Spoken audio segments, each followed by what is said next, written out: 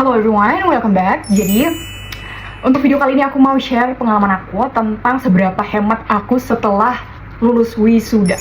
Kamu tahu, aku tuh udah lulus wisuda jatuhnya 1 tahun. Nah, 1 tahun hampir 8 bulan deh, 8 bulan. Nah, setelah itu aku bener-bener solo finansial dan aku tuh udah nggak minta dari orang tua aku. Aku tuh nggak punya orang dalam, nggak punya relasi gitu, relasi yang turun-temurun. Karena kan di Indonesia, ya gitu deh, pokoknya kita pasti nggak mungkin nggak tahu lagi ya apa yang namanya orang dalam. Nah, aku tuh mau share pengalaman aku seberapa aku udah bertahan sejauh ini. Ini tuh lebih ke seberapa hemat aku, dan ini menurut aku jadinya pengalaman yang menyedihkan, tapi aku berhasil buat ngelewatin itu. Aku juga mau jadiin akun YouTube aku ini itu sebagai digital diary karena aku kan masih punya follower dikit. Jadi aku tuh pengen banget suatu hari ketika nanti aku udah berhasil, dimana aku udah jadi sesuatu yang aku mau, jadi orang yang aku mau selama ini gitu, udah punya tabungan dan semua yang baik yang udah aku doain. Nah, ini tuh jadi reminder aku bahwasanya aku ada di titik dimana aku bener-bener udah, aku bakalan ceritain banyak hal, banyak banget, dan ini tuh mungkin membosankan, tapi ini bukan buat siapapun, tapi buat diri aku sendiri. So, aku mau rate sama kalian seberapa hemat aku atau seberapa frugal living aku.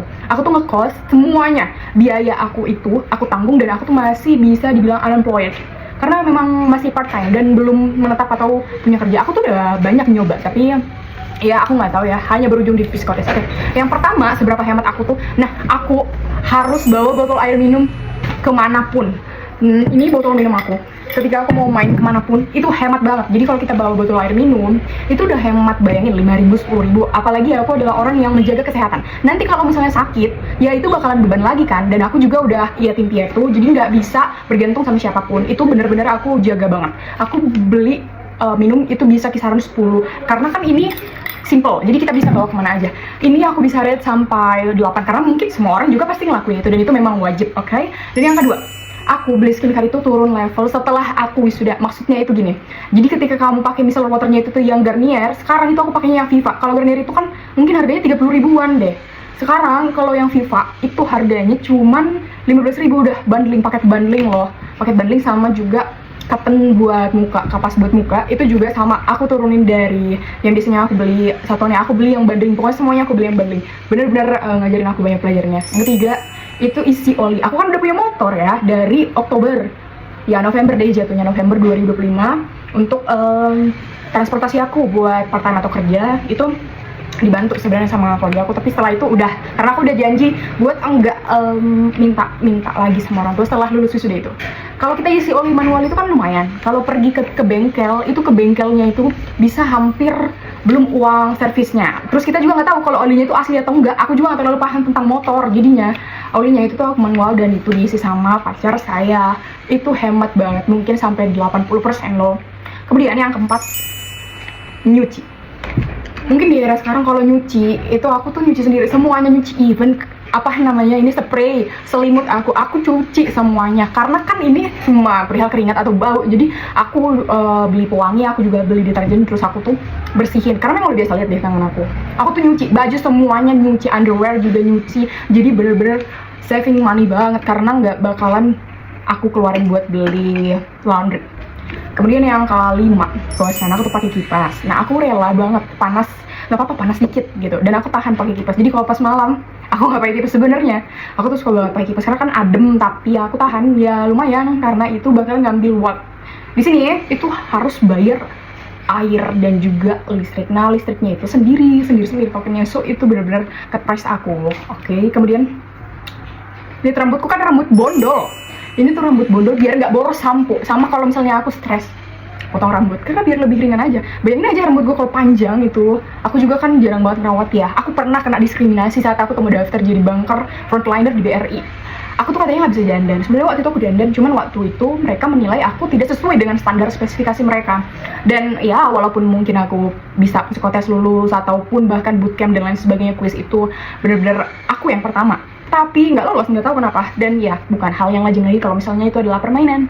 Soalnya aku tinggal di Konoha. Ini tuh bener-bener ngehemat sampo, dan aku nggak terlalu ngerawat rambut. Jadi rambutnya itu kalau panjang itu kasihan, nggak kerawat. Kemudian kalian tahu kalau makan, aku nih goreng awet tempe biar stok berminggu-minggu.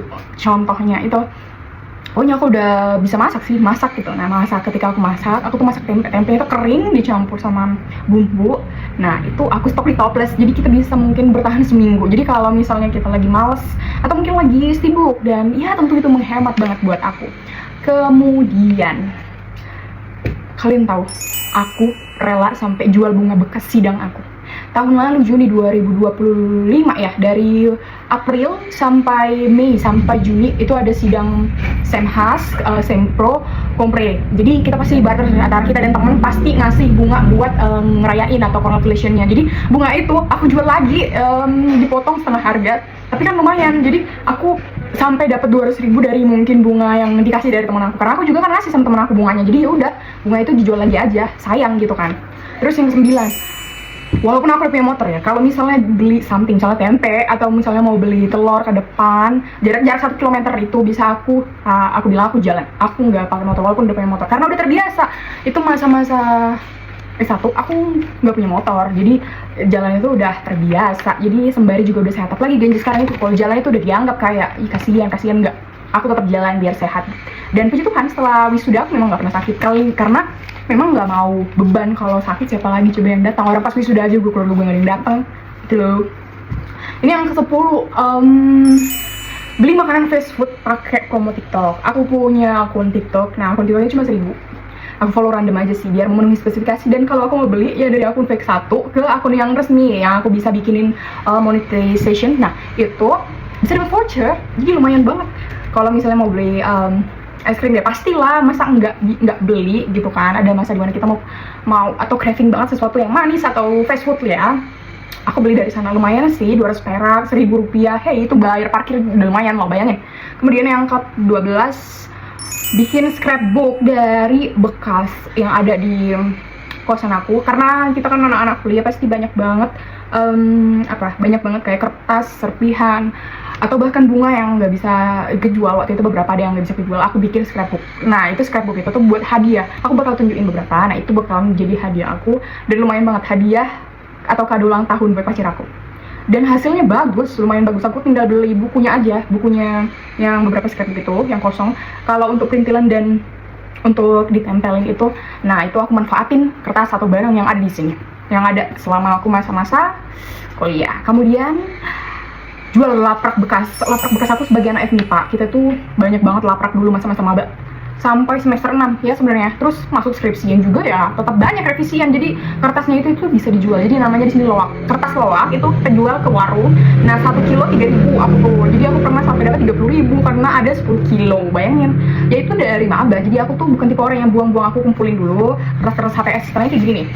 Selembar ini aja. Ya aku kumpulin aja kayak gitu. Terus ada 10 kilo, kemudian ya udah kita jual. So let's go yang 14, wifi kemanapun biar hemat kuota. Jadi kalau misalnya aku nongki pernah sih, walaupun mungkin aku sedang frugal living, nongkinya itu bukan berarti aku nongkinya di Starbucks. Itu kan kalau nongki di sana kita tuh bisa hemat dengan 70.000 aja, tapi kita dapat komisi affiliate. Soalnya aku kan udah punya akun TikTok, dan aku bilang bahwasanya dari satu akun ke satu akun yang resmi aku anggap, nah itu aku buatin affiliate, lumayan loh hasilnya. Dan ya aku selalu nanya wifi, aku nggak gengsian coy buat nanya apa password wifi sama baristanya biar hemat. Kalau misalnya kuota aku kemana-mana ya boncos. Jadi aku kuota bisa saving cuma 35.000 aja per bulan, karena di sini wifi juga udah include. Oke, lanjut. Kemudian yang nomor 15, itu tuh surprisingly dan speechless. Pernah nggak pakai bantal selama 4 bulan tidur? Lihat bantal aku yang belakang itu udah aku beli, tapi setelah bulan Juni ini.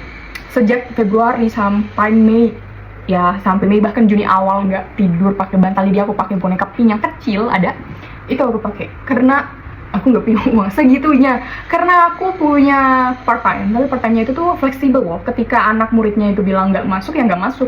Aku juga udah coba buat lamar beberapa, tapi ada yang diskriminan lah, kurang dandan lah, bayi dan segala macam. Jadi kayak bukan nggak usaha, berujung di psikotes, dan ya nggak tahu kenapa.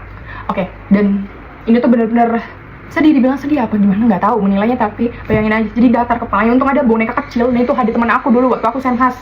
Aduh, makasih banyak, aku masih inget. Nah itu yang aku pakai, bayangin. Nggak tahu seberapa nilai itu, menurut aku 10 dari 10 sih. Sedihnya itu double. Bayangin aja, gue tidur 4 bulan. Atau biasa aku tumpuk itu selimutnya aku tumpuk sama bonekanya biar lebih tinggi. Kayak ini baru sekarang nih bersyukur banget udah ada gitu kan. Kemudian ini yang paling terakhir, pernah digaji cuma 240.000 sebulan. Karena course-nya itu fleksibel, jadi sistem course-nya itu, aku punya anak course menetap itu cuma satu kan dari satu course cabang. Nah itu satu pertemuan 60.000, satu minggu ketemunya satu kali aja. Bayangin dong, 4 kali itu part time aku sembari aku mau nunggu LPDP kemarin sama nunggu PNS atau mungkin pekerjaan yang buka. Aku juga BPJS juga, Astra juga, Pertamina, Mandiri, BRI, BNI, so semuanya, magang hub juga, BFI, banyak banget. Tapi nope, semuanya nope sampai sekarang. Dan PNS emang belum buka sih. So, dan itu aku harus cut banget dong, aku harus bener-bener pinter banget manajemen uang, dan aku simpan uangnya. Nah, uangnya itu aku simpan, makanya kalau misalnya dibilang luar biasa, saya harus banget tapi tidak sombong. Bayangin aja, itu 240k untuk satu bulan, oh my god. Padahal sebenarnya semasa kuliah itu kan, itu uang 1.500.000 itu masih worth it ya kayaknya. Nah itu, makanya kayak ya berapa berjuang, dan itu frugal living banget menurut aku sampai sejauh ini. Aku juga aku stres lihat deh ini semuanya, itu bener-bener nggak tahu. Dan aku nggak mau pulang bukan karena benci, dendam dengan segalanya, karena memang setelah wisuda aja keluarga gue retak, gue nggak bisa pulang. Karena ketika gue pulang gue nggak bakalan wujudin mimpi gue tuh perihal pendidikan. Gue yakin banget dengan pendidikan gue keluar dari kemiskinan. Gue juga nggak mau patriarki lagi. Gue selalu melihat kenyataan bahwasanya dulu mama saya itu datang ke keluarga papa saya dengan wajah cantik aja, mungkin nggak bertahan lama lah karena cantik doang, nggak bisa apa-apa kan. Memang bener-bener nyata. Dan itu deh pokoknya 16 perjuangan, dan aku bener-bener hebat banget untuk itu. Tapi aku yakin ada orang yang lebih hebat, cuman aku mau berbagi dan mau kasih itu di sini. So thank you for watching, thank you for listening to me.